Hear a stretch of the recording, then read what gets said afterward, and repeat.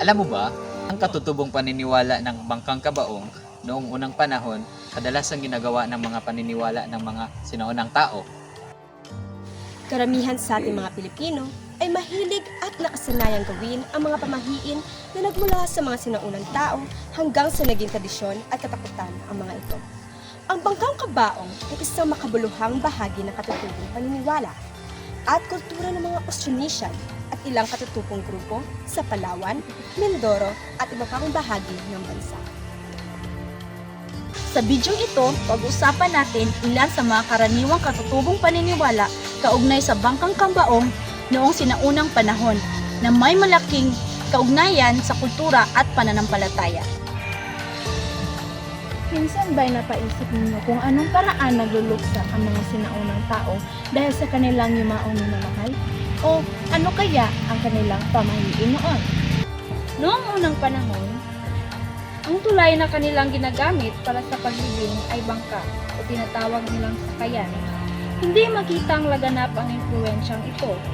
Dahil sa pagbago-bago ng panahon, nagbago rin pati ang bangkang kabaong. Sa pagluluksa, binanggit ng mga insect na ugali rin sa Mai noong dantaong 14 na magpakalbo ang byuda at mag-ayuno ng 7 araw na nakahiga sa tabi ng bangkay ng asawa. Sa ganitong paraan ay matutuluyan na rin ang marami.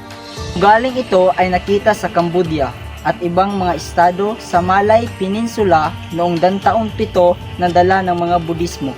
Inuulat ng mga Kastila pagdating ng dantaon 16 na kung magluluksa. Pupunta ang mga malapit na kamag-anak sa loob ng bahay, mauupo at magtatalukbong ng mga kumot, manatili ng gano'n na hindi kumakain sa loob ng 3 araw. Makakalaya sila sa pagluksa kung may napatay ng ibang tao o isang hayop o isang malayong kamag-anak ang namatay.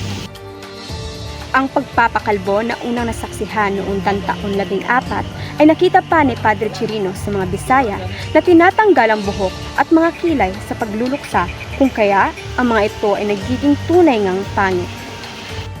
Ayon din kay Chirino, puti ang kulay ng pagluluksa ng mga Bisaya at itim naman sa mga Tagalog.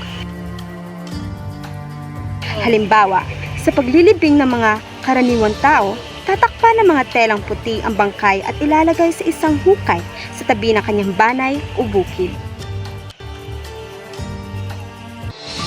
At yon ang ilan sa mga pamahiin ng mga sinaunang tao na tila ba ilang taon na rin ang nakakalipas.